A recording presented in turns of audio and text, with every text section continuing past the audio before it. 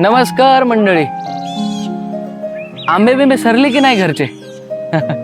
सरले असतील ना? नाही नाही, ते वाचवून ठेवा बरं का. आता ते काय त्याला वट सावित्री येणार आहे. हा असू द्या, तो आपला विषय नाही. काही मुलं ना कॉलेजकडून घरी आले असतील, आता त्यांची वेळ झाली ना जायची.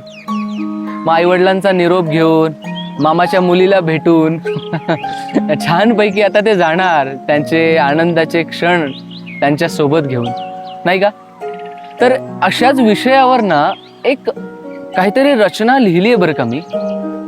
तर काहीतरी लिहिलंय, तर ते कविता आहे की नाही ते तुम्ही ठरवा बरं का. तुमच्या कमेंटने कळेल ते मला आहे की नाही. तर हा अजून एक बरं का, तेवढं ते चॅनलला सबस्क्राईब वगैरे ते काय जे काय करायचं असतं ना, ते बटन दिसतं तिथं पांढरं पांढरं. जर नसेल केलं तर दिसेल बरं का. ते तेवढं सबस्क्राईब करून टाका. केलं का? केलं ना? हा केलं. बरं ठीक आहे. त्याला आपण मग आता सुरुवात करूयात कवितेला.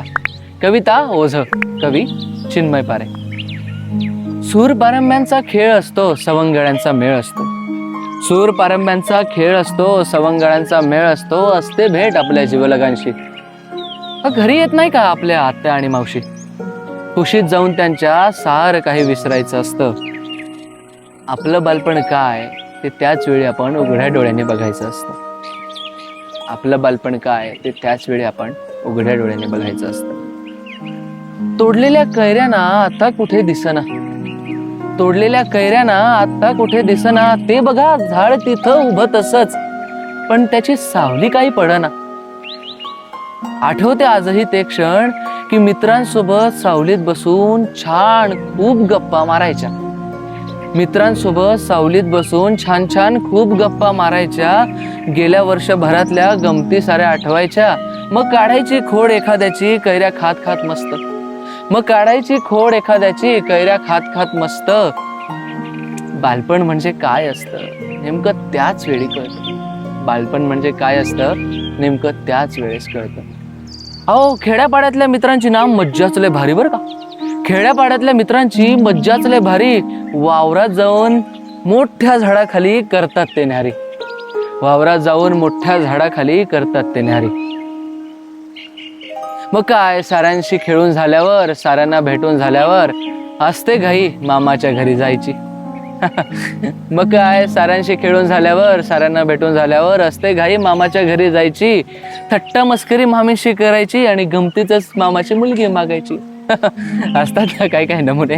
तर थट्टा मस्करी मामीशी करायची, गमतीतच मामाची मुलगी मागायची. काय ना की मस्तीचं वय आपलं त्याच वेळी असतं बरं का. मस्तीचं वय आपलं त्याच वेळेस असतं. बालपण म्हणजे काय असतं नेमकं त्याच वेळी आपण आपल्या उघड्या डोळ्याने बघायचं असतं. बालपण म्हणजे काय असतं नेमकं त्याच वेळी आपण आपल्या उघड्या डोळ्याने बघायचं असतं. अखेर विसरून सारी मज्जा मस्ती आपल्या घराकडे यायचं. अखेर विसरून सारी मज्जा मस्ती आपल्या घराकडे यायचं. ते आनंदाचे क्षण बाजूला सारून अभ्यासाला लागायचं. मग ओढ असते नवीन मित्र बनण्याची. मग ओढ असते नवीन मित्र बनण्याची. शाळेत जाऊन बाईंना भेटून आयुष्याची नवीन सुरुवात करण्याची. मग मात्र जबाबदारीचं ओझं आपल्याच पाठीवर असतं. बालपण म्हणजे काय असतं नेमकं त्याच वेळी आपण आपल्याच उघड्या डोळ्याने बघायचं असतं. बालपण म्हणजे काय असतं नेमकं त्याच वेळी आपल्या उघड्या डोळ्याने बघायचं असतं.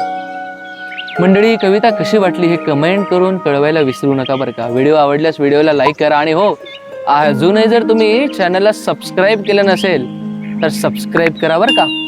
आणि अशाच नवनवीन कविता आपल्या समोर येत राहणार. तोपर्यंत नमस्कार.